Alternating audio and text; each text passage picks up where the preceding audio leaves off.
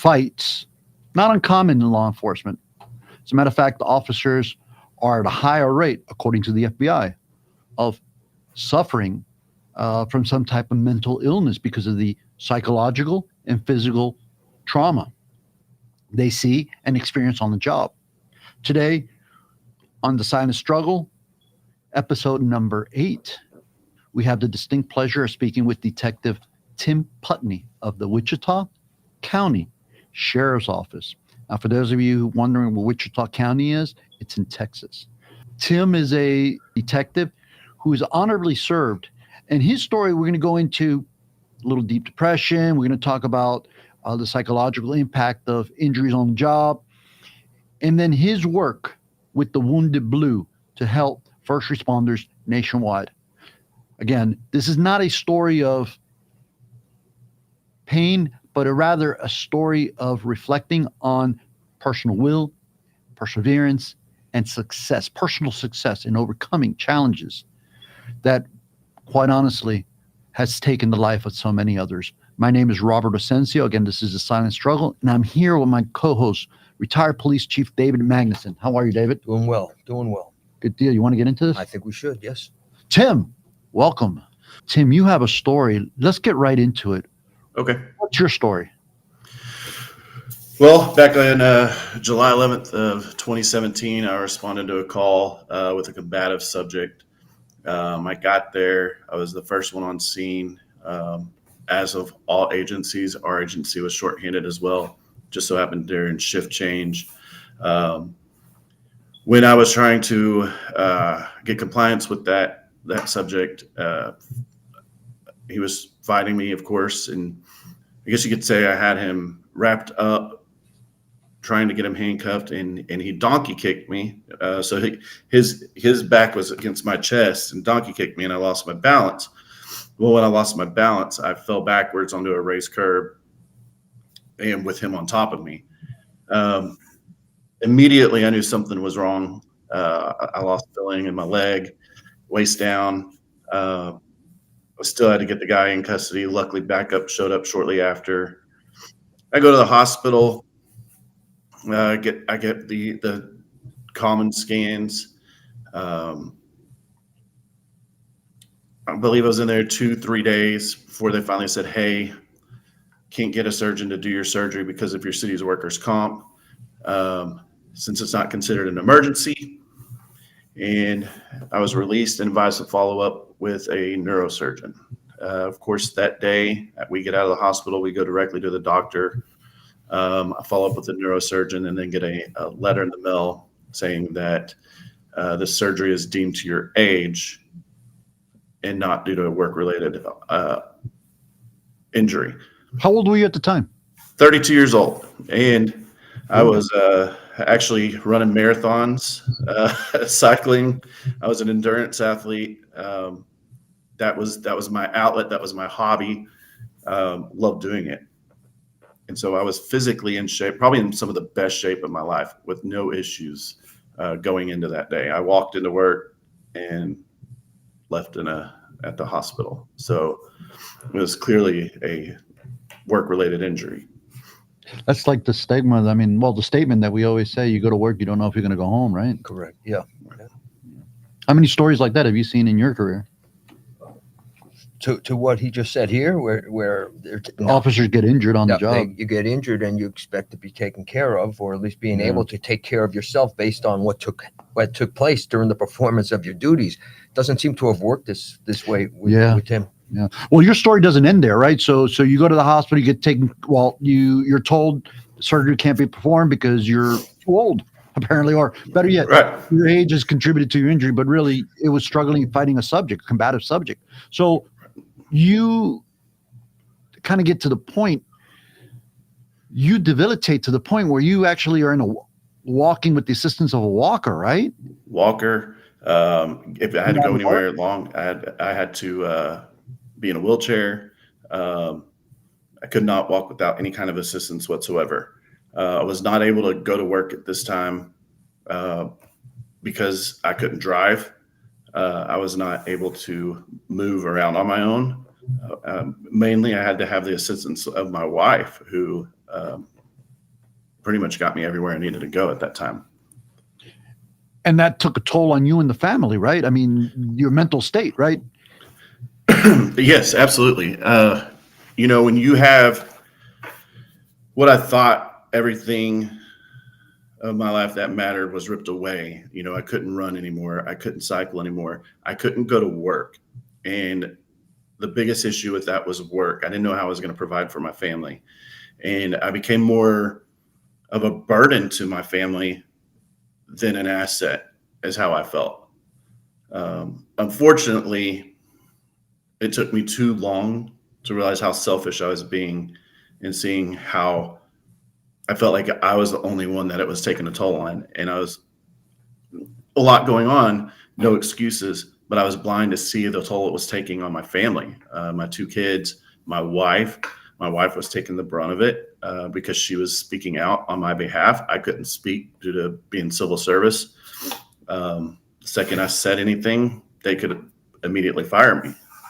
Yeah, yeah. And that stigma that we're talking about, breaking the stigma of you're injured, you're no longer viable to the agency, they're going to get rid of you, right? It takes its toll. It transcends, you're not going from, let's say, a mental hurt into a physical, but the other way around can happen. Right. The main caveat that I take from this, and correct me if I'm wrong, at least as this part of the story is, or I'll ask you in a question. Let me put it this way. Had you been taken care of properly, had everything gone where they're going to do the surgery, where everything was going, that you didn't have to worry about these things, that would have helped you greatly. Am I correct in that? That would have helped you greatly. But instead, it seems like where you didn't expect this sort of pain to come, it came about because you were sort of, pardon the pun, but kicked to the curb.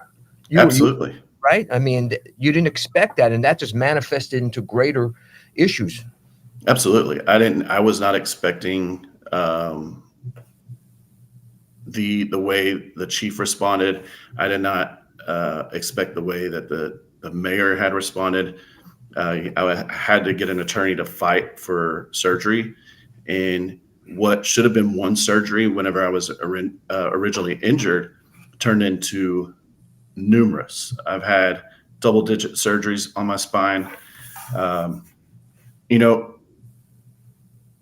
I look at it like I will never be the same again, but I am thankful for that because of what I've gone through has made me a better person and has given me the ability to have more empathy and sympathy for people. Yeah. So can we get into the feelings, right? Are you comfortable speaking about this? The feeling, what you were going through, what the dark period really meant? And you mentioned to us, you even considered suicide. Absolutely. I still get emotional about it because I was in this time where, I was at home quite a bit alone. My wife still had to work. We have 2 kids going to school. I wasn't able to help her with any of that. I felt like originally that I would have been better off dead. I would have been better off if I would have been shot and killed in the line of duty. And so why put her through any more hurt and pain than she's already gone through? And at least then they can move on and won't have to worry about me. And I think I told you this earlier, a lot of people will say, well, that's super selfish. But when people are going through that time, they don't understand. A lot of people don't understand how to get out of that cycle and break out of that cycle. And I'm thankful that I had a wife that pushed me, encouraged me, and made sure I knew she was on my side no matter what. That was a great partner you have. I don't know her, and I have the immense admiration of her.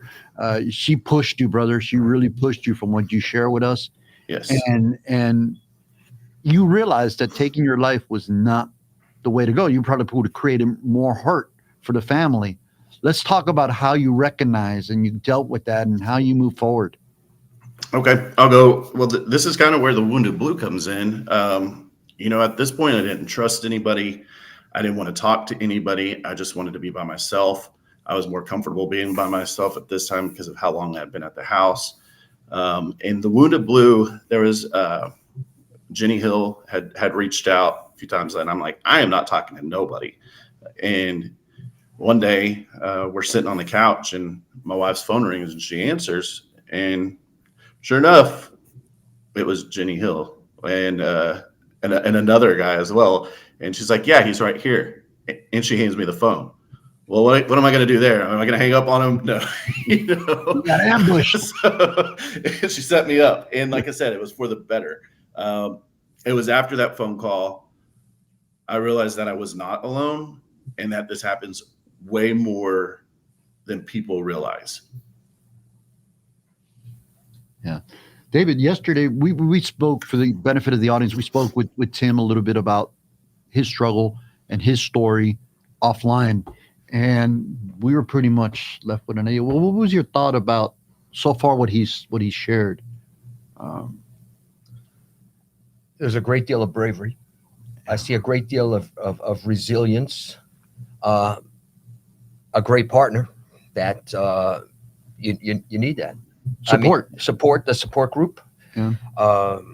Somebody that's going to lay down the law when they see it and say, no, this is what you have to do. Strength. Yes. And then, doing my own research where the Wounded Blue is working, and there's that word again, to destigmatize, because there's that stigma when it comes to getting help.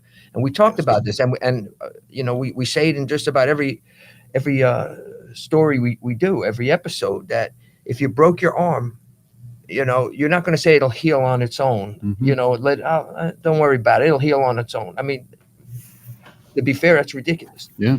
If you're hurting inside, first of all, you can't see it like you would an arm that's out of joint and everything. But if you know what to look for, if you know where to go and get the process going, it usually ends up in a better way for you. That Absolutely. Get rid of that stigma. There's a strength to getting help. Yeah, and statistics show that mental health recovery, there's a great percentage of recovery over those that don't, and that's really important to point out, that there's a high probability of recovery and working through it if you have the support. It's a higher recovery rate than that for diabetes or cardiovascular issues. So let's talk about the Wounded Blue. You referred to it, David referred to it. What is the Wounded Blue, and how can people get a hold of it so they can read up on it and they can learn what we're saying? And for the audience, before we go there, this is not just about law enforcement. This is across all bounds of society. We all struggle individually. Right. And like you said, a lot of people, the biggest thing is, well, if you're having issues, go get help. Everybody always talks about going and getting help. Where do you start, though? And when it becomes on the mental side, and the mental injuries, that's the hardest place to start, because you have no clue what to do. The Wounded Blues website is thewoundedblue.org. And if there's somebody that is needing to speak with a peer or even get in touch with a counselor, we have two that we work with closely. You can call 1-844-892-4376. But the Wounded Blue, one thing, they educate people. They educate the officers of where to go and look. They're also working on the legislative side and, advocating for officers. Without the Wounded Blue, I don't know, between them and my wife, after we learned these resources, I was given a choice. Hey, go get help or do something else, because you're miserable and you're causing all of us to be miserable. And I didn't realize what kind of effect I was having on my wife until that point. I think it's important, no matter where you work at, whether you're law enforcement, military, medical, a contractor, you need to find one that is competent in your field, and not just any random therapist. If you contact the Wounded Blue, we can assist you in finding one that is competent and familiar with that line of work. You said something yesterday, though, I want to just touch upon because I highlighted that and I circled it a couple times as we were talking. Challenge your thoughts. You said, Yes. what do you mean by that? Because that struck me yesterday, and I wanted to get more from you out of that. Challenge your thoughts. Well, so when you do find a good therapist, they're going to give you this tool belt. And let me phrase this: it's not easy walking into a therapist's office. It is probably one of the scariest things you can do. I had a plan of going in one time to say I tried it, and then I was going to say, "Hey, it didn't work. It's not good." And luckily, my therapist knew she had one shot with me, and she told me up front, "This isn't going to be easy. You're going to have to do the work. I can't fix you. You're going to have to be the one that puts in the work, or else this is not going to work." I kind of liked that up front and in your face, like everything's not going to be roses. You're going to have your tough day still. And so one of the first things that she taught, other than, your breathing exercises, taking a step back and looking at your surroundings, is challenge your thoughts. Hey, this sucks, but what can this turn out to be? Or what can you do with this? I know Robert went to the Struggle Well class, and that was one of the steps. Challenge your thoughts. I was like, okay, I've heard this before. This is easy. Doesn't make it easy, because it's so much easier just to get stuck in that. This hurts. I don't want to deal with this anymore. My thoughts now, from where I started and where I'm at now. Now I found my purpose. The last 7-8 years have sucked tremendously, but it wasn't for a waste. And I have a strong faith, and I know God is using that in a bigger picture. And I believe, like, especially with the Wounded Blue,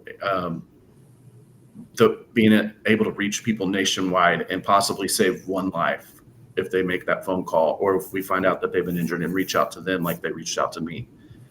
If we could save one life, it's worth it. Absolutely. And by the way, for those of you just tuning in or can't remember, our guest's name is Tim Putney. He's with the Wichita County Sheriff's Office, Wichita County in Texas. He is a career police officer who was injured on the job, was fighting with a subject to take a violent subject into custody. He falls, subject falls on him, injures his back, and sadly to say, he falls between the cracks.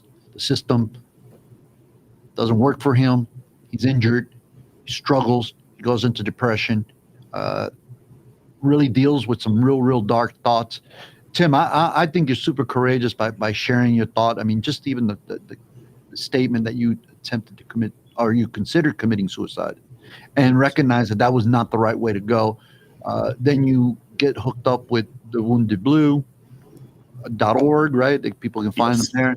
A young lady, one of the co-founders, Jenny Hill, who I met. Yes. She's phenomenal. She's also a former police officer who was injured on the job, except you're still on duty. And you guys now respond nationwide to help other first responders. And I know that you guys also help non-first responders, which is amazing. The help doesn't stop with the blue. Right. We're not going to turn anybody down. And I think it's important. You said something earlier about confidentiality. We are a third party. We do not report to anybody's agency. There's that stigma comes really big when talking to somebody from your own agency, because what are they going to say to the next guy? And is this going to get back to your command staff? We don't have any communication with any agency whenever we talk with their officers.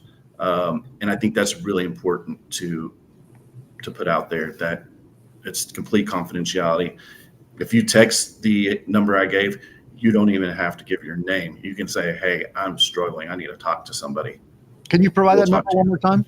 Yeah, it's 1-844-892-4376 or 844-TWB-HERO. And a hero you guys are. I would add too, he's a peer team lead. So you're going above and beyond in helping people. I mean, that's very impressive. And people, I'm sure, and I've heard this from other guests, when people have walked that walk, people will listen to you more because they believe in you. And I have no doubt the words that you can bring up your own experiences and help others that are going through this, that have worn the badge, still wear it, or have since put the badge away. But they got these injuries while serving the community or while serving the nation. So I think the most of all, to be forgotten or to be put aside, that to me is the worst of it all. We all deserve better. Yeah. And it's a credit to public servants, right? Here you are, you were injured, contemplating never being able to work again, period, let alone in police work. The sheriff of your county recognizes that the municipal department dropped the ball, extends an arm of support at a much needed time. Kudos to sheriff for his leadership. And so you get the assistance, but not only do you deal with your struggles, but you're helping others. That's public service above and beyond. Yeah, it's to be saluted for sure. I think that's what we're called to do as humans, is help the next person, pay it forward. Not everybody is meant for service, but anybody can reach out to the next person and say, "Hey, you're not alone." And like you said, it is scary at first, but once you make that first step, it gets so much easier. And I'm still a work in progress. And I told you all this yesterday, that I think the second I stop working on myself is the second that I would slide back and try to figure out what my why is and what am I supposed to do. So it's not a quick fix like an antibiotic. You take it and you're good. You have to consistently work on it. Yeah. And I think that makes us better people, period, doing that. Well, we come down to the last minute. We have less than a 2-minute warning, actually a minute and a half here. I want to thank you personally. David, do you have any parting words for the audience, or Tim? A great deal of bravery and of that spirit of giving back, helping the next person, as you said, paying it forward. It's what you're doing, what the Wounded Blue are doing are phenomenal. Listen, I'm retired in law enforcement, but my heart, my being is with the men and women of law enforcement and what they go through. And to have somebody, in the same profession helping others, you're to be saluted. Thank you. Tim, any last words for the audience quickly? We have less than a minute. Only thing I could say is, if you are struggling, whether it's, you're just struggling on the job, can't figure out what's going on. If you feel like there's something wrong, give us a call. Sometimes all it takes is talking to a peer. You don't even need a psychologist or a therapist. You just need to talk to somebody that understands. Every peer team member with the Wounded Blue is either current or former law enforcement that has been involved in a critical incident or been critically injured in the line of duty. One more time, the number, the contact? 1-844-892-4376 or thewoundedblue.org. Outstanding. On that note, this has been another show to the Millers. Thank you. In Community News, we can't thank you enough. Andres Pena, behind the scenes, always producing the show. Big shout out. Thank you, sir. To you, the audience. We look forward to having you continue on the series, The Silent Struggle. Drop us a line. Let us know what you think.